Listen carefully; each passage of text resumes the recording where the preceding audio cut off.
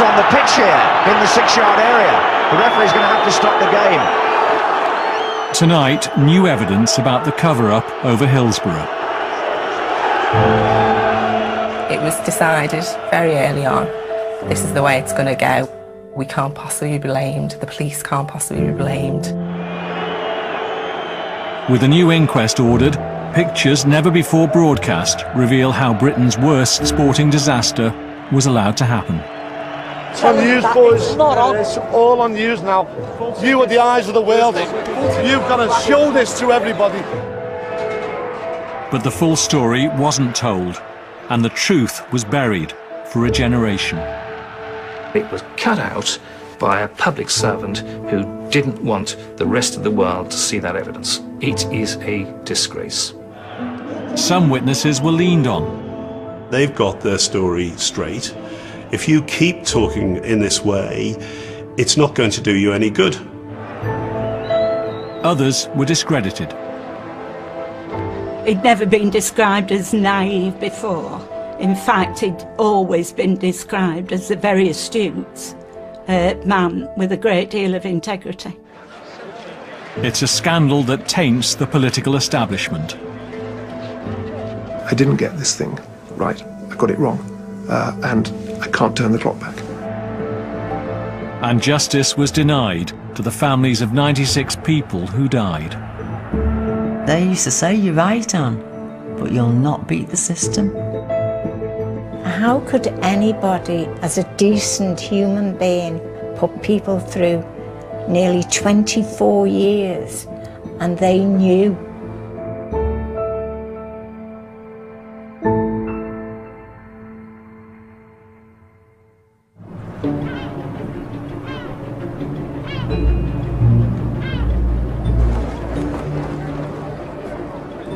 I've been following Liverpool Football Club all my life. I've watched them grow to become one of the world's biggest clubs with an international following. As a fan, the excitement you get from being at the match is hard to beat. We were just as keen back in the 1980s. On the day we all went over to Sheffield for another big match, an FA Cup semi-final.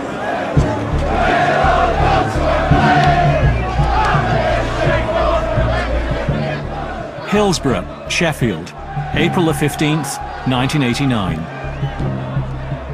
Liverpool had asked for more space at the ground because they had more supporters than the opposition, Nottingham Forest. But on the advice of South Yorkshire Police, the FA turned them down. So 24,000 of us were squeezed into the bottleneck, which was our entrance on Leppings Lane. There was a mass of people outside the ground, couldn't see the turnstiles and didn't really see any of the police, and I was quite shocked. Stephanie was 18, going to her first away game with her older brother, Richard, and his girlfriend, Tracy. I thought, well, maybe this is what it's like. Maybe it's just good policing at Liverpool ground. I don't know, because I'd not been away before. It wasn't only fans, like Stephanie, who were concerned.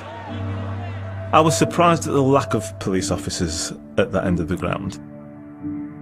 PC Ray Powell was on plainclothes duty in the crowd that day. There'd normally be more policemen forming queues, making sure there was order. Normally there would be a little more of a police presence there. Inside, the ground was full behind the goals. The BBC's John Motson was rehearsing for that night's match of the day. It was 2:41. Liverpool's faithful followers, fed on success for 25 years, are at the Leppings Lane end. They have 24,000 tickets and haven't seen their team lose since New Year's Day. The match commander was based in the police control box.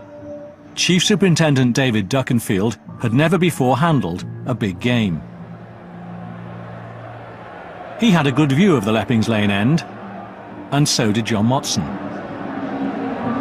There's gaps, you know, in parts of the ground. Well, you look at the Liverpool end to the right of the goal. There's hardly anybody on those steps. No, to the right of there, that's it. Look down there. Back then, supporters stood behind the goals. The terrace divided into pens for crowd control. But the police didn't direct fans into separate pens to avoid overcrowding. They were left to find their own level. It must have taken me 20 minutes to escape the crush outside, but once through the turnstiles, I was safe, with a seat alongside the pitch in the North Stand. Jenny Hicks was in that stand too. She'd driven up from London with her husband and 2 daughters. They'd gone to stand on the Leppings Lane terrace. You can just glimpse the girls, Sarah and Vicky, right behind the goal as the Liverpool team's announced. It was getting more and more crowded, and I started to become quite uncomfortable about it, knowing that my family could be there, because I couldn't see them on the sides. Her husband, Trevor, was in fact standing in a side pen. He too began to worry as the crush behind the goal got worse. I was looking over and starting to get anxious about Sarah and Vicky. I have a very vivid picture of an oldish guy, my sort of age now, in a grey suit with grey hair pinned up against the radial fence, looking very distressed.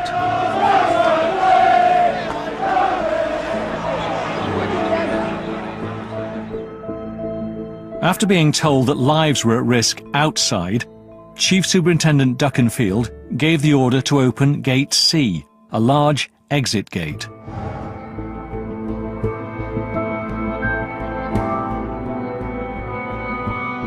Stephanie Jones, her brother Richard and his girlfriend Tracy headed for Gate C.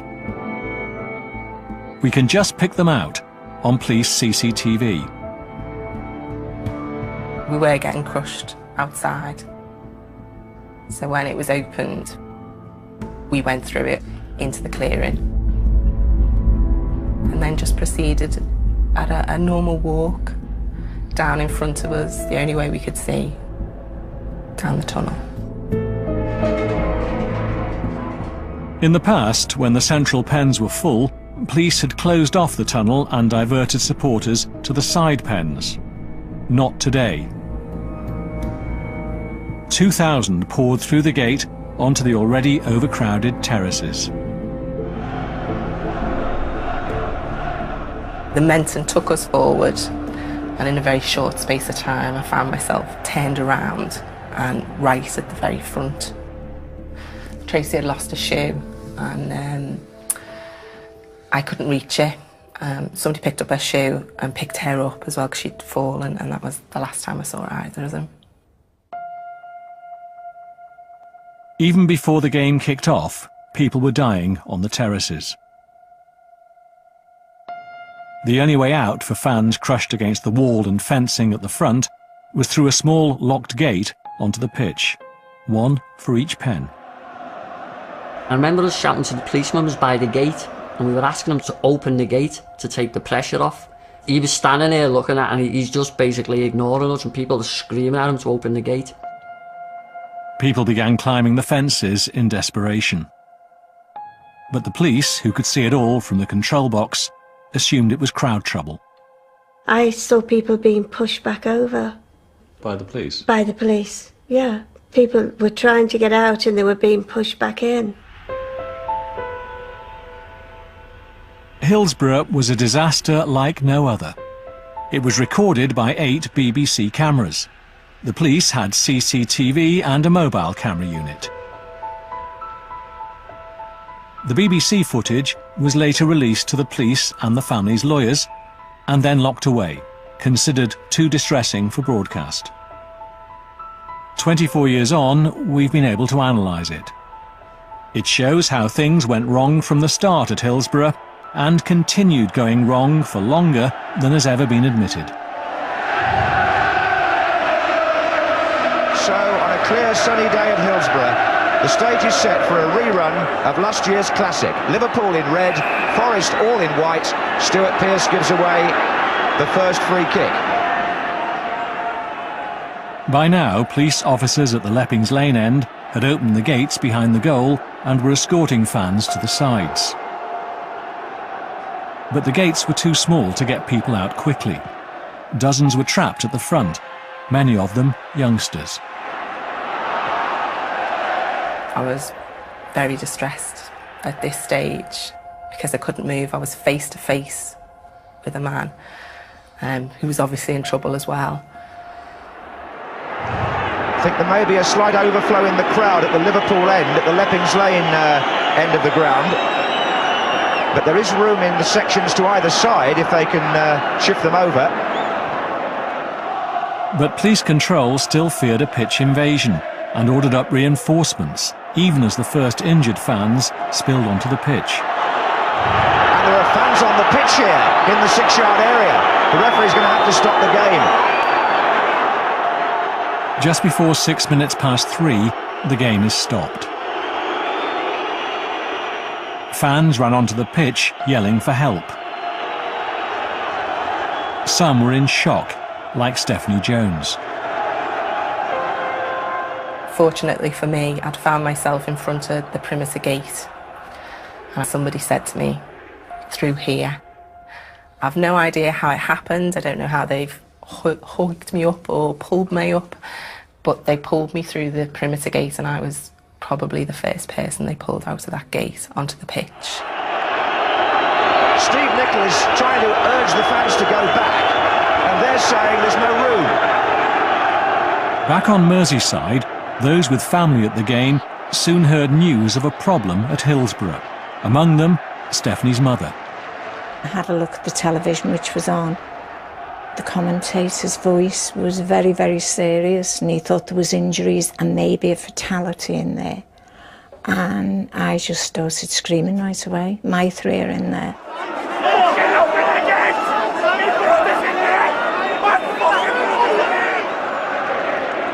Police commanders were slow to react. The FA's head of communications, Glenn Curtin, went to the control box to find out what was going on. Mr. Duckinfield said that there'd been a break-in at one of the gates caused by an inrush of Liverpool supporters. A break-in? Yes. Already, the blame for Hillsborough was being shifted onto the fans. Within minutes of the game being stopped, John Motson heard the story. Yeah, I've got an explanation for what's happened here, VT. I'm going to give you a line. And the story emerges that one of the outside gates leading into that terrace was broken. People without tickets got in, were therefore overcrowding the people with tickets, and that's why the crush occurred. Supporters who'd escaped the crush did what they could to help the others. They ended up getting pulled through the gate, and I jumped up on the fence trying to pull people up, but it was virtually impossible to pull them out because the fences were designed to keep you in, basically. Fans and police tore at the fence to get to the injured trapped against the wall. In the seats above the Leppings Lane terrace, Dr. John Ashton was with his 2 sons. I saw people being carried onto the pitch, and I turned to one of my boys and I said, "I think that person's dead." And then there was another one and I said, "I think that one may be dead too, and that one." The police should have activated the major incident plan for all the emergency services to swing into action. But they didn't.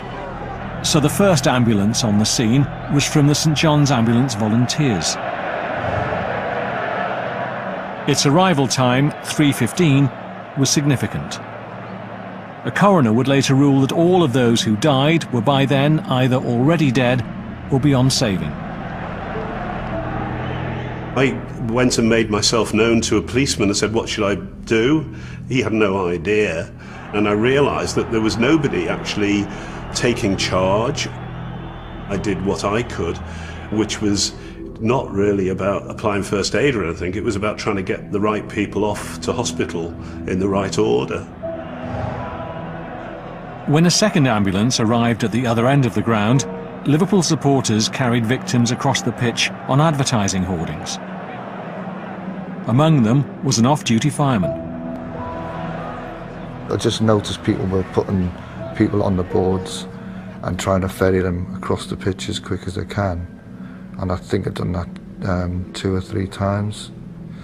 It was trying to look for people who needed help and basically going from one person to another, trying to do some basic first aid. Trevor Hicks was looking for his 2 daughters. I went onto the pitch very quickly and quite remarkably found Sarah and Vicky almost side by side.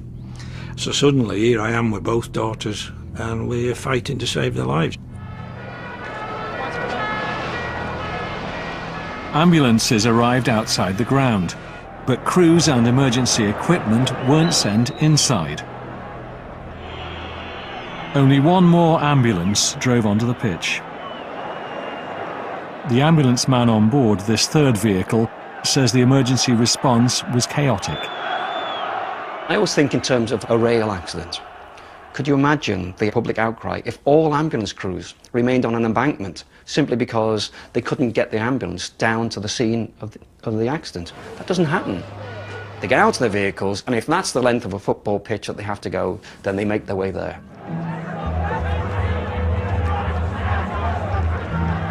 Alongside the grief and the shock, there was already anger at what had been allowed to happen at Hillsborough. They opened the gates, never even took the stub, just opened the gates. Said all parleying. There's at least 50 people dead tonight. The fans who were mercifully not injured have left the ground, most of them. And the feeling here now is one of complete numbness. We were sitting on the coach and nobody was speaking. And I couldn't stop shaking. And then the driver put the radio on. And then it come out, it was like 16 dead. And then obviously we were waiting for people to come back, and the numbers just kept going up and up and up. Much worse was to come for the relatives of those unaccounted for. The football club gym was now a temporary mortuary. Trevor and Jenny Hicks arrived knowing their 15-year-old daughter Vicky had died in hospital.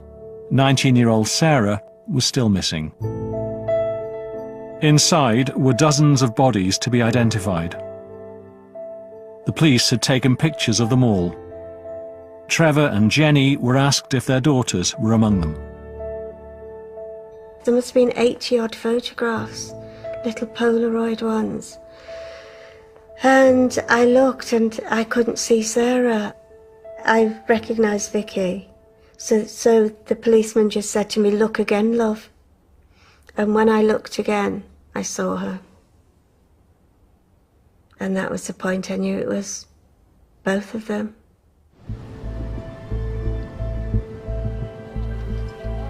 Many families were now arriving from Merseyside.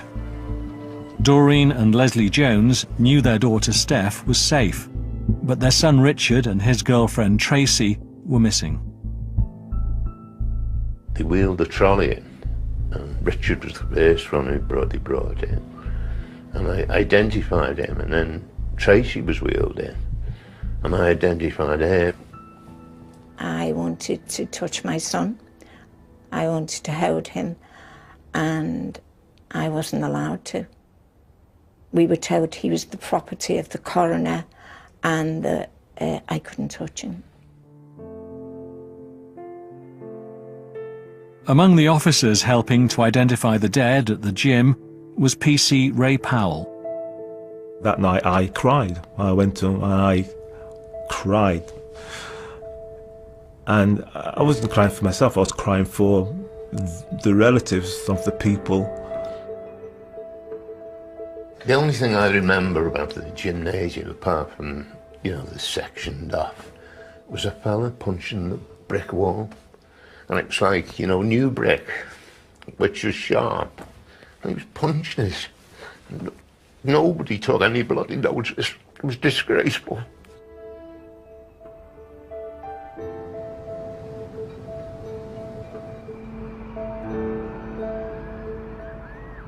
That night at South Yorkshire Police Headquarters, the Chief Constable, Peter Wright, was in no mood to accept any blame for the disaster.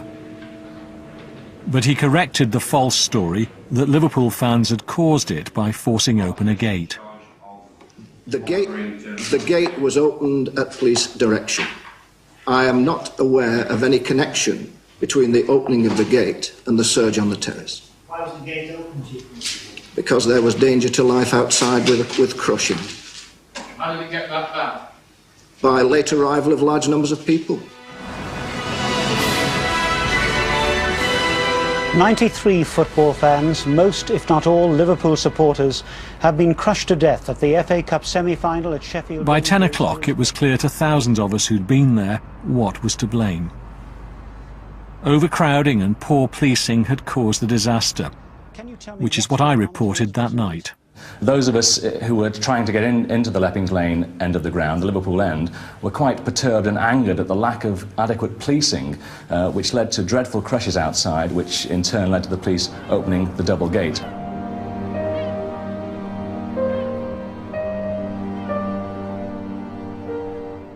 What we didn't know back in 1989 was that a cover-up had already begun. It lasted almost a quarter of a century. Until last September, when the Hillsborough Independent Panel published the results of years of research. What we have here, 23 years of contemporaneous documents, stage by stage, which has gone through a forensic analysis at all levels.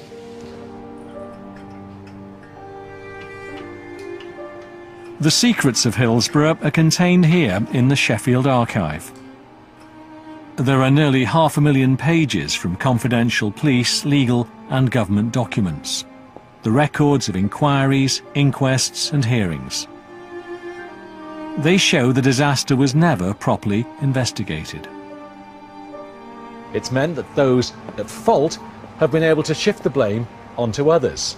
These documents are now the starting point for our investigation into how and why that was allowed to happen.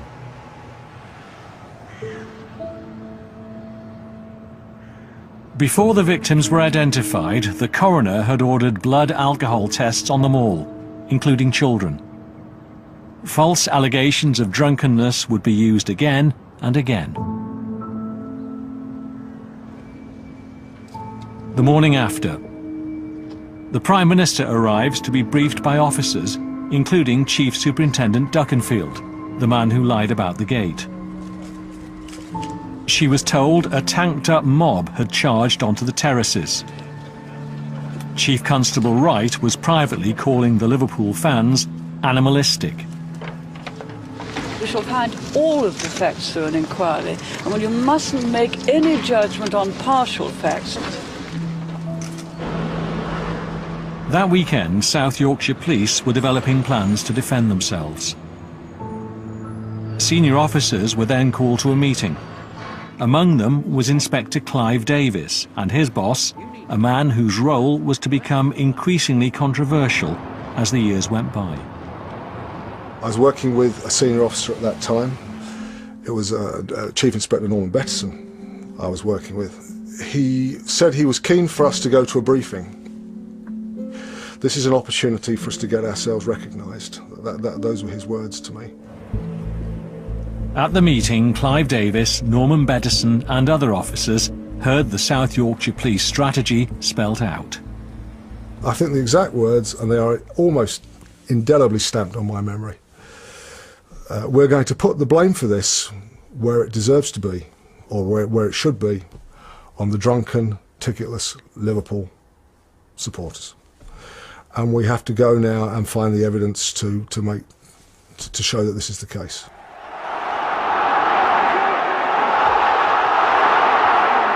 It was a message that could stick. In the 1980s, there was regular violence among football crowds.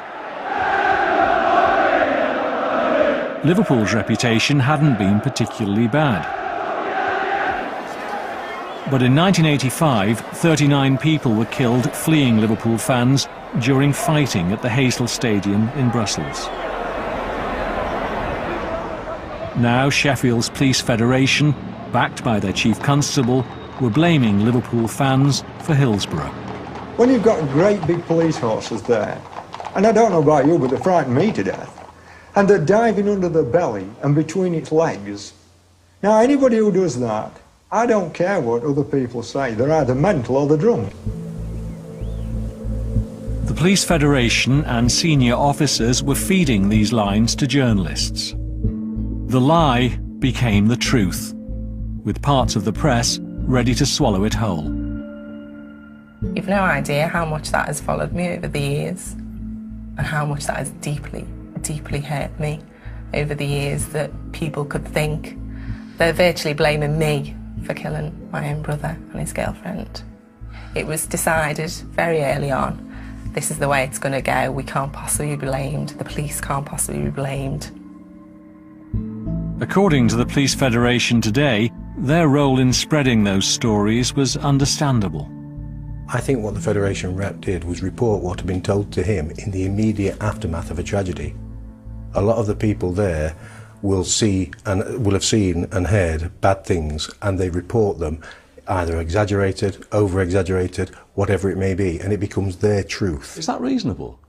It may have been reasonable at the time. Whether it looks reasonable looking back at it over a distance of time is a different story.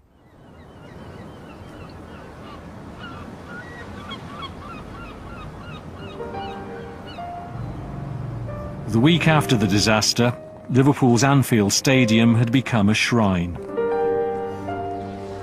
Among the thousands paying their respects was the man chosen to find out what had gone wrong at Hillsborough.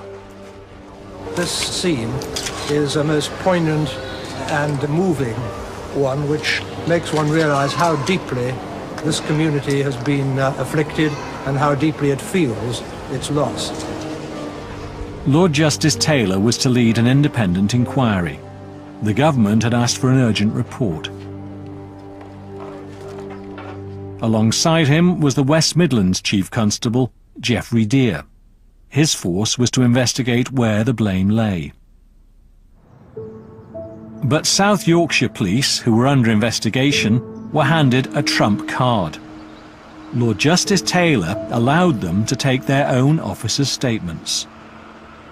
He decided, and I fully supported him, that one way to move through quickly was to ask the police witnesses, not those who were likely to be in the frame for criminal prosecutions, but the police witnesses to write their own statements. The ordinary officers on the ground, basically. That's right, yeah, and that's what they did. He wanted it done that way. He saw that was the quick way through, his decision. I'll take responsibility for it, because he's dead, but that was his responsibility at the time. And here's a man who's going to become Lord Chief Justice. I mean, it's not for you or I to query that, I would suggest. South Yorkshire police officers on duty that day were instructed not to make witness statements in the usual way. Instead, they were told to write down their recollections on plain paper.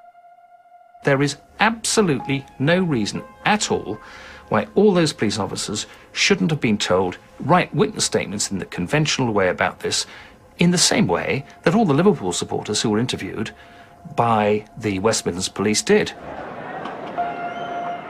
The police officers' first accounts were then vetted, and many were altered and edited by senior officers before being signed. PC Brian Huckstep had originally written, "It might possibly have been better to direct the fans into the flank areas, which I saw were by no means full." That was cut out. PC Andrew Brooks had a question. Why were the sliding doors at the back of the tunnel not closed at 2:45, when those sections of the ground were full? That went. Critical comments were deleted from no fewer than 116 police statements. The process was to contaminate all future legal proceedings. There was a clear pattern right from the outset that any criticisms of senior officers, any criticisms of the policing operation were removed in their entirety, any criticisms of the fans were left in. PC Ray Powell had expressed concerns at how few police he'd seen at the turnstiles outside Leppings Lane. The first thing I said was, "Where are all the bobbies? There's hardly anybody there." There was usually a large police presence on this part of the ground, usually forming some sort of cordon. That and more was erased.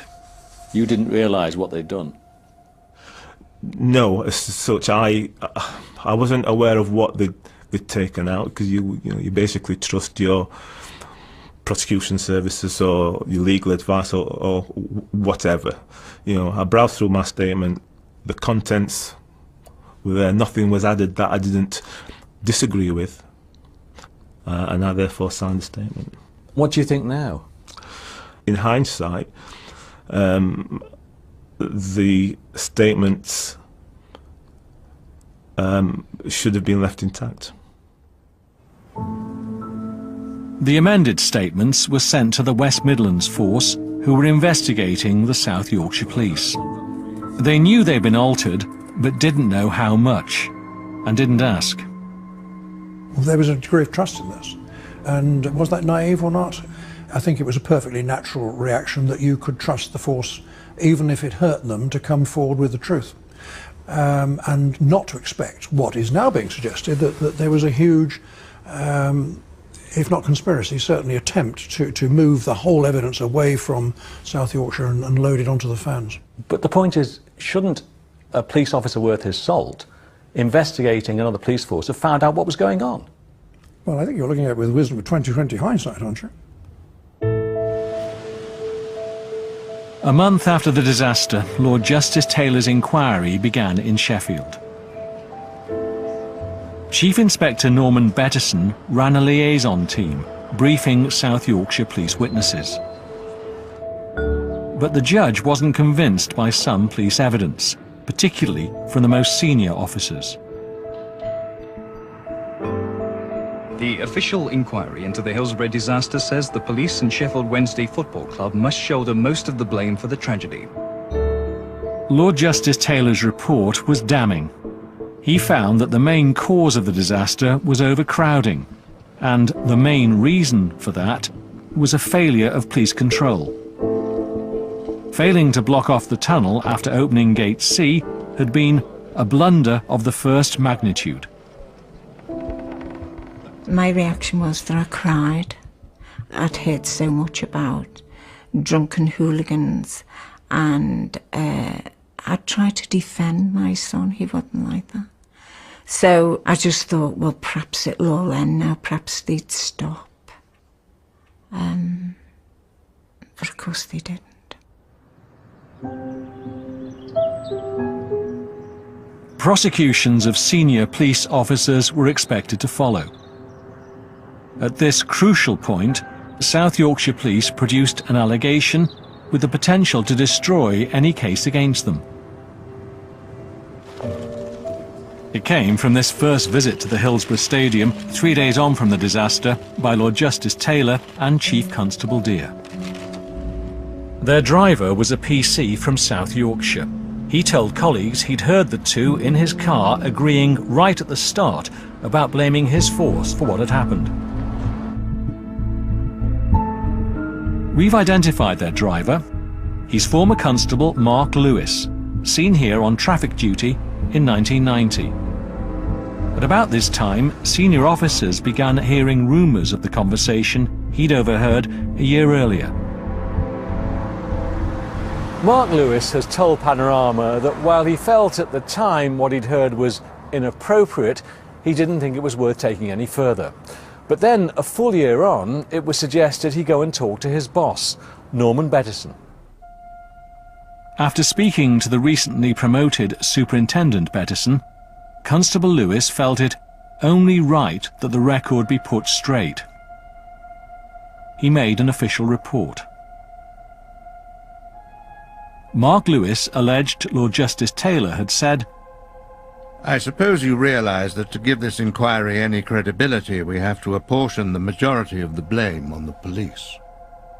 Chief Constable Dear allegedly replied, I suppose we do.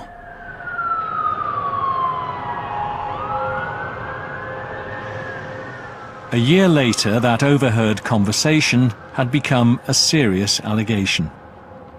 It landed on the desk of South Yorkshire's new Chief Constable, Richard Wells, who just replaced the recently retired Peter Wright. How many times in your career have you seen the law lord and a chief constable accused of conspiring together? One, this case, and that's why I reacted so seriously to it. It didn't cross your mind that the police in South Yorkshire, under pressure, may be up to something here? No, it didn't. No, it really didn't. No. The thought was, this is a significant allegation which needs looking into, and I am not the person to look into this.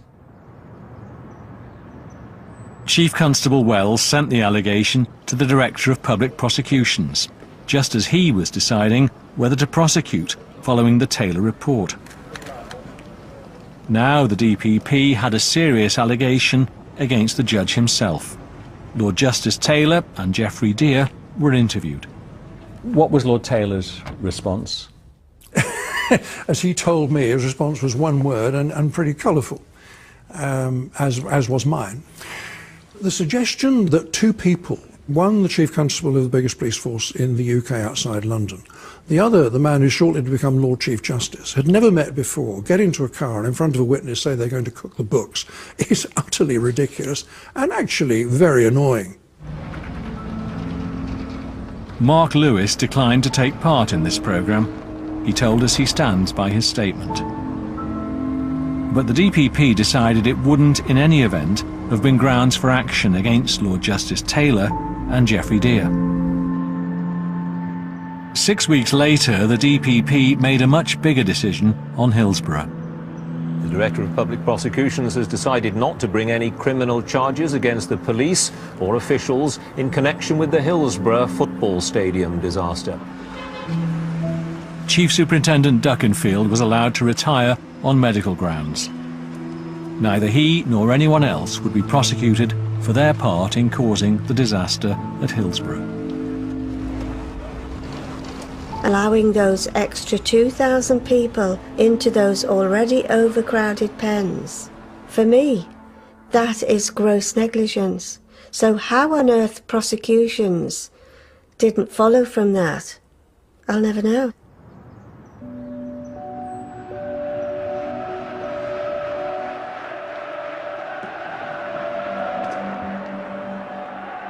The Hillsborough cover-up went wider than the police. If, like me, you'd been there, you'd have seen the chaos, the lack of a proper emergency response. But those who pointed it out would find themselves ignored or disbelieved or slapped down. Liverpool fan Dr. John Ashton was one of them. The morning after the disaster, he went on television. The whole thing, from beginning to end, had incompetence running right through it, the organisational arrangements. And I think that it's time we started to ask questions about accountability. Thank you very much for joining us, Dr. Ashton. A very distressing morning. Dr. Ashton was an inconvenient witness, a qualified doctor who'd be taken seriously. Behind the scenes, he says, attempts were made to shut him up.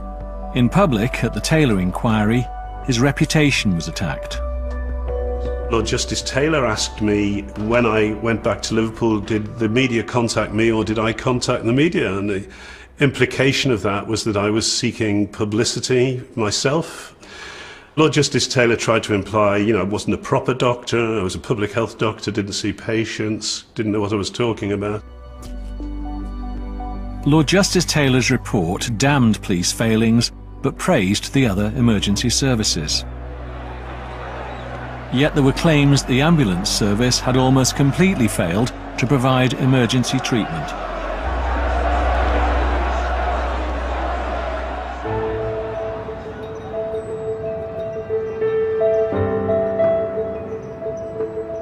An inquest should have been the best chance of finding the truth. But the coroner, Stefan Popper, made a decision which would leave the performance of the emergency services largely unquestioned. He accepted medical opinion that all who died that day were beyond help by 3:15. But could lives have been saved? They weren't all pulled out of the pens dead. So what then happens is nobody kills them after that, but what can kill them is the failure to actually address their injuries quickly and appropriately. The mother of one young victim always maintained her son, 15-year-old Kevin Williams, was alive well after the coroner's 3:15 cut-off. He imposed the 3:15 cut-off point because when the surge came, it was meant to have took them all. You know, passed out within a minute, dead and brain dead within so many minutes. So he said by 3:15 they'd all be dead. And it didn't matter what time any medical people arrived. West Midlands Police were assisting the coroner. They had all the pictures we're now looking at. And they showed Kevin Williams wasn't pulled out of Gate 3 until long after 3:15, at 3:28. Kevin was laid on the pitch, police officers immediately trying to revive him. Soon after, Kevin was carried across the pitch. And there's a photograph, taken after 3:30. But was he alive? I remember shouting to everyone to pick him up and get down here with him. You know, you're looking at people everywhere and you're thinking, obviously my instinct was, this lad needs help. I've seen people dead before, and I know that there would have been a colour change. His colour looked okay, he was pale, but, you know, I could see that he was alive. The West Midlands Police also had a photograph of an off-duty Merseyside policeman, Derek Bruder, trying to resuscitate Kevin. He told me what he'd done for Kevin. And I said, was my son alive? And he said, well, if you say finding a pulse with the first two fingers, and he lifted his hand up like that, with your right hand, if that means he was alive, then he was alive. But this photograph wasn't timed, and PC Bruder couldn't be certain when it was taken. What he did remember was an ambulance arrived at the ground as he tried to save Kevin's life.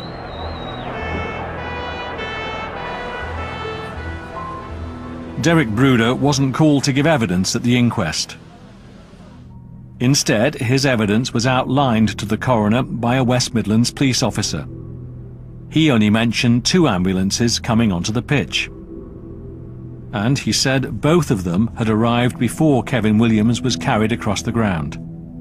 This seemed to undermine PC Bruder's entire account. There were a number of anomalies in his evidence, including a problem with the entry and exits of the ambulance. It didn't quite tie in. Nobody's actually picked that point out, but there is a difficulty with his evidence, as far as I remember, with regard to the timing.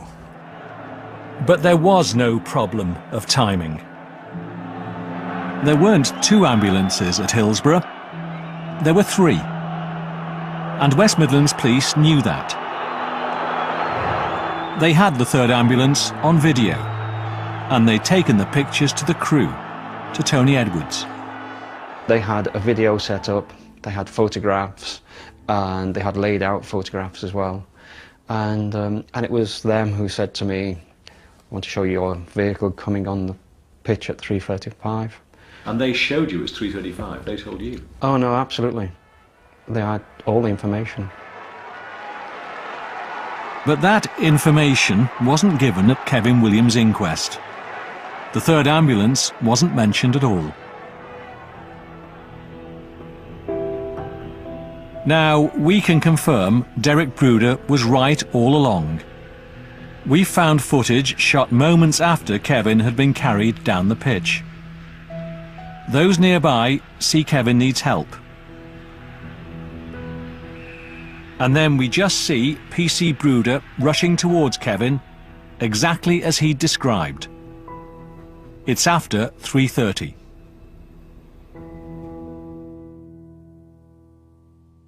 We can reveal Derek Bruder has now complained to the Independent Police Complaints Commission about the way his evidence was dealt with.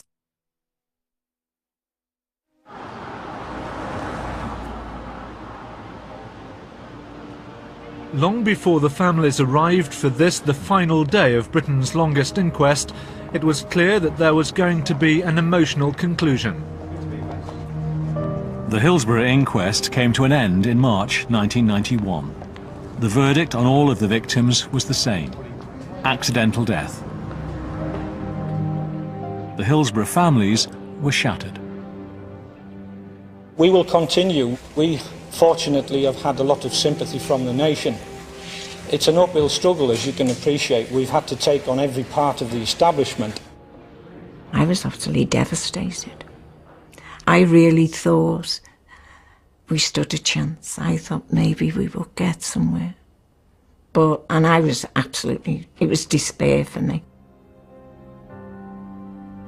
Anne Williams never collected her son's death certificate.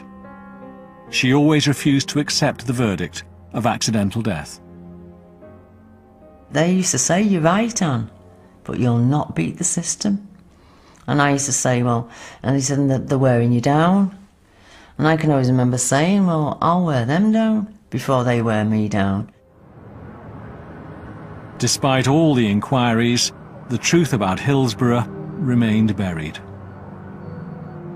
I think at that point there was a sort of consensus in the English legal system that that's your lot, Liverpool families. You've had 3 very powerful inquiries here. You've had the Taylor inquiry, you've had a years-long investigation by the DPP, you've had the longest inquest in criminal history. That's your lot. Time to put those papers away and let's move on.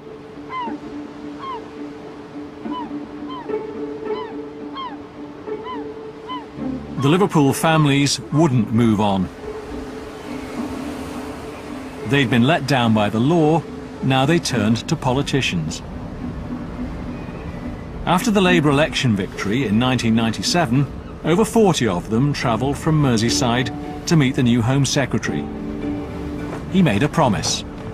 We owe it to everyone touched by this tragedy, but above all to the families of those who died, to get to the bottom of this matter once and for all. Jack Straw, the Home Secretary, saw no need for a new inquiry, but he believed that wouldn't be publicly acceptable unless it came from an independent source. So Mr. Straw proposed a limited review of any fresh evidence by a judge. In what he now says was a purely factual query, the Prime Minister, Tony Blair, asked, "Why? What's the point?" The documents reveal that neither the Home Secretary, Jack Straw, nor the Prime Minister thought anything would come out of it, and that they didn't really expect the inquiry to produce anything other than that which had already been produced by inquiries which had produced nothing. There's a bit of hypocrisy there, isn't there? Yeah, I think there was. How does that make you feel? Bad. Jack Straw appointed Lord Justice Stuart Smith to carry out a scrutiny of the evidence. He also told the judge the Home Office had seen nothing to justify a full-scale inquiry. The families feel you marked Stuart Smith's card from the beginning. Well, that's not marking his card, that's just telling the chap the truth and explaining to him why I wasn't establishing a full-blown inquiry. There was no secret about this. But you tell them your view in advance. You tell them, well, look. I wasn't telling him my view in advance. I was asking him to conduct an inquiry. But I was telling him of the scepticism of officials. So 8 years after Hillsborough, South Yorkshire Police were again in the spotlight. Many of their officers who'd been there had been badly affected. Inspector Clive Calvert was one of them. I picked him up, and as far as I remember, he cried on the way back. I do remember him coming in, sitting in the chair. He had a drink, but he went to bed very early and he didn't talk about it. He looked absolutely devastated. In preparation for the Stuart Smith scrutiny, Inspector Calvert was asked to brief his chief constable at the ground. The inspector took the chance to speak out. He said he'd worried for years that police witnesses to the Taylor inquiry had been coached and officers' statements altered. Inspector Clive Calvert said very clearly that he felt that there had been an element about the changing of statements which had not been as innocent as I had believed it to have been. Inspector Calvert retired after 38 years' service and has since died. Breaking ranks on Hillsborough had been difficult. He did say to me, "I've had a word with the Chief Constable." And he also said, "I think that'll be the end of my career. I don't think I'll go any further with the police." Something to that effect. After investigating Inspector Calvert's concerns, an Assistant Chief Constable from South Yorkshire reported to Judge Stuart Smith. He said Clive Calvert had been wrong about police witnesses being coached, and he'd misunderstood the process around which statements had been taken. Inspector Calvert, he said, had been naive. I can't explain that. It's not something that I would immediately agree with either saying or doing. He was an experienced inspector, both operationally and in football. Mr. Calvert? Yes, absolutely. He wasn't naive? As you put that to me, I can't understand why it was said. He'd never been described as naive before. In fact, he'd always been described as a very astute man with a great deal of integrity. So for that letter to say that is quite upsetting for the family, and to be honest, ridiculous.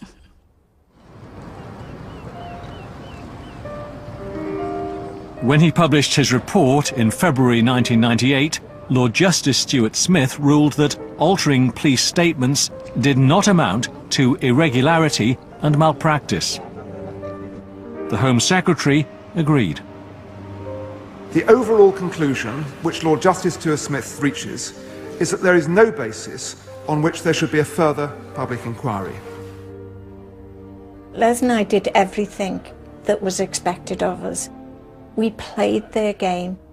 We put in police complaints. We wrote to the coroner. We asked him questions. We did a judicial review. It was all nice. We wrote to all the prime ministers. And at the end of the day, it got us nowhere. Yet again, the truth about Hillsborough was buried. You described it as a thorough inquiry. You were entirely satisfied with his conclusions. Yes, and I thought it was a thorough inquiry, and that I was satisfied with his conclusions. And you learn.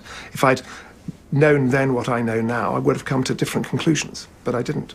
You could have known then, couldn't you, if you looked harder? I might have been able to. It's a matter of great regret that I didn't look harder, and I'm sorry that I got it wrong. And I can't turn the clock back.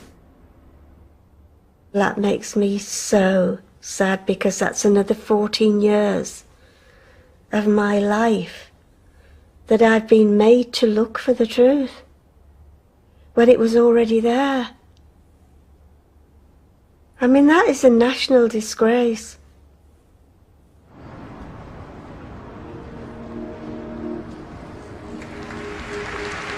The 20th anniversary of the Hillsborough disaster was marked by a memorial service at Anfield.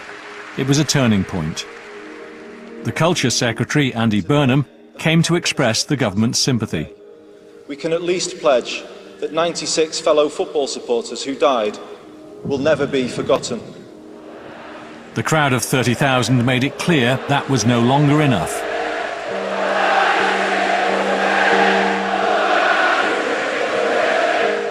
Under pressure, the minister made a big commitment. The government would break the rule that official documents have to remain secret for 30 years. People kind of thought, is this possible? I didn't think it was possible, but I think that he knew that whether he was bouncing his government into it or it was done with agreement, his government was going to have to respond to this. The Hillsborough families had lost confidence in government and the law. They insisted on choosing people they could trust to look at the official records. By the time the independent panel published their report last September, it was a new government that finally said sorry.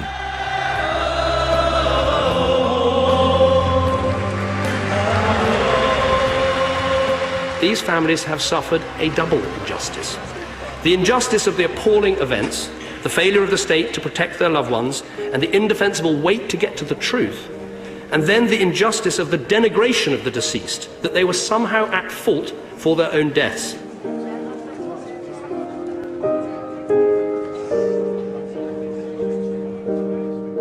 The Hillsborough report showed the 3:15 cut-off imposed by the coroner was wrong. An analysis of medical evidence revealed that, given proper treatment, more than half the 96 who died might have had a chance of survival. My son and 95 innocent Liverpool fans did not die in an accident. They were unlawfully killed at the least.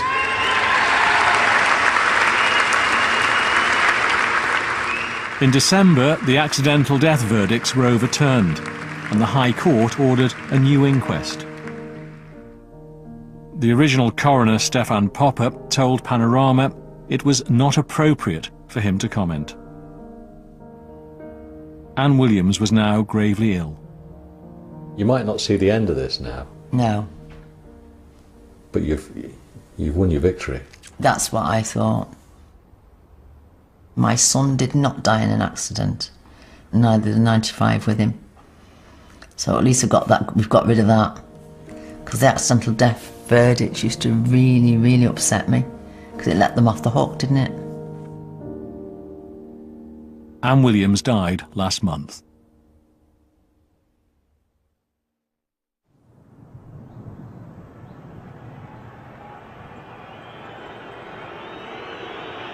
Yorkshire Ambulance Service NHS Trust wouldn't be interviewed by Panorama. They say they'll cooperate with any new legal inquiries. My involvement in Hillsborough has always been a torture. It's been life-changing, and I always find these interviews difficult. I feel they're necessary so we get this true story out, and I'm unshakable on that. I know what the situation was, how we dealt with this badly.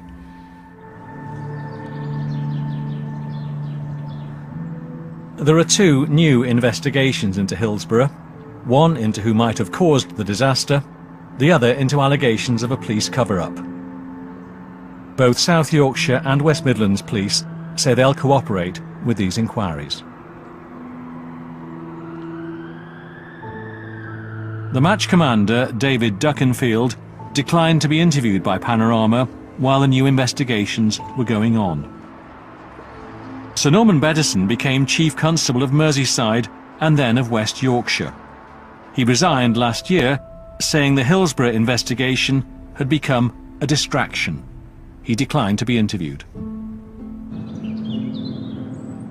For the Hillsborough families, it's not over yet. People don't want to be fighting this cause anymore. Nearly 24 years later, it's taken its toll on a lot of families. A lot of people aren't here anymore to see it through to the end.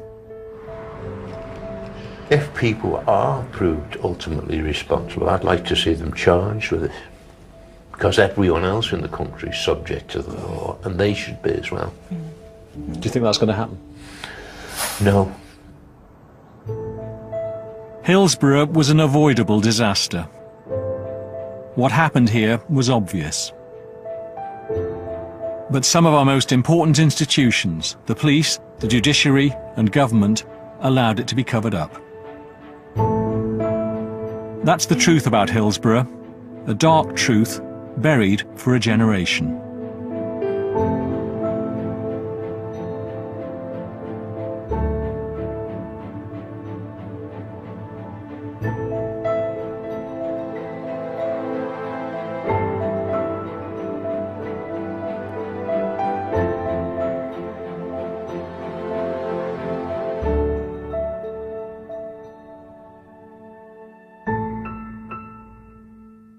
More supporters than the opposition, Nottingham Forest.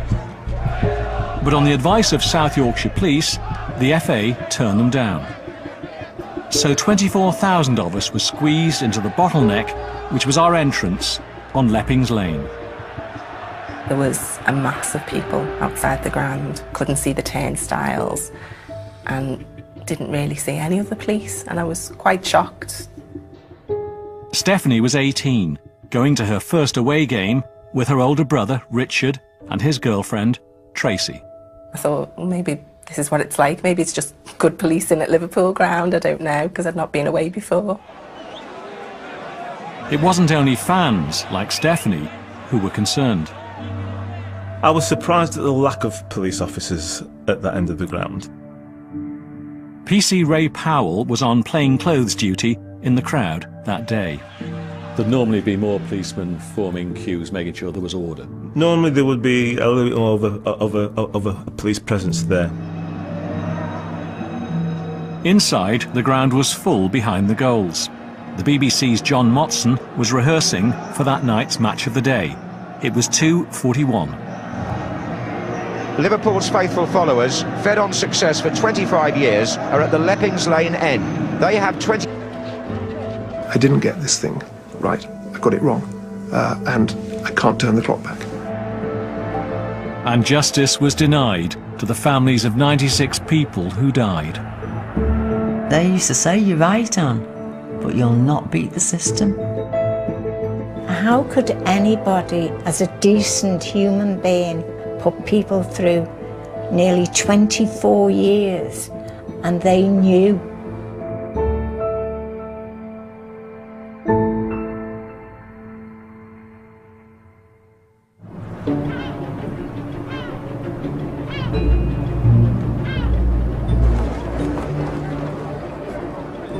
I've been following Liverpool Football Club all my life. I've watched them grow to become one of the world's biggest clubs with an international following. As a fan, the excitement you get from being at the match is hard to beat. We were just as keen back in the 1980s. On the day we all went over to Sheffield for another big match, an FA Cup semi-final.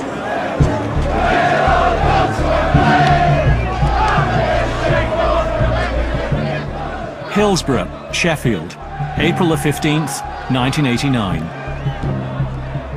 Liverpool had asked for more space at the ground because they had more... And there are fans on the pitch here in the 6-yard area. The referee's going to have to stop the game. Tonight, new evidence about the cover-up over Hillsborough. It was decided very early on, this is the way it's going to go. We can't possibly be blamed, the police can't possibly be blamed. With a new inquest ordered, pictures never before broadcast reveal how Britain's worst sporting disaster was allowed to happen. It's on news, boys. It's all on news now. You are the eyes of the world. You've got to show this to everybody. But the full story wasn't told, and the truth was buried for a generation. It was cut out by a public servant who didn't want the rest of the world to see that evidence. It is a disgrace. Some witnesses were leaned on. They've got their story straight. If you keep talking in this way, it's not going to do you any good. Others were discredited. He'd never been described as naive before. In fact, he'd always been described as a very astute man with a great deal of integrity. It's a scandal that taints the political establishment. Behind the goal, as the Liverpool teams announced.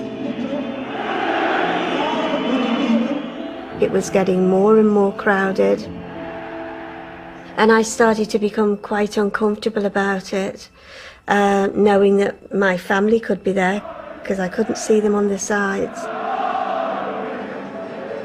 Her husband, Trevor, was in fact standing in a side pen. He too began to worry as the crush behind the goal got worse. I was looking over and starting to get anxious about Sarah and Vicky. I have a very vivid picture of an oldish guy, my sort of age now, in a grey suit with grey hair pinned up against the radial fence, looking very distressed.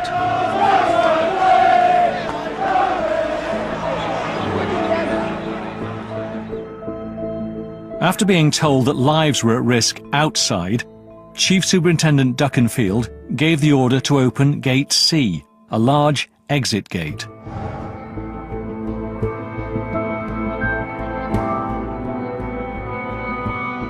Stephanie Jones, her brother Richard and his girlfriend Tracy headed for Gate C. We can just pick them out on police CCTV. We went 4,000 tickets and haven't seen their team lose since New Year's Day.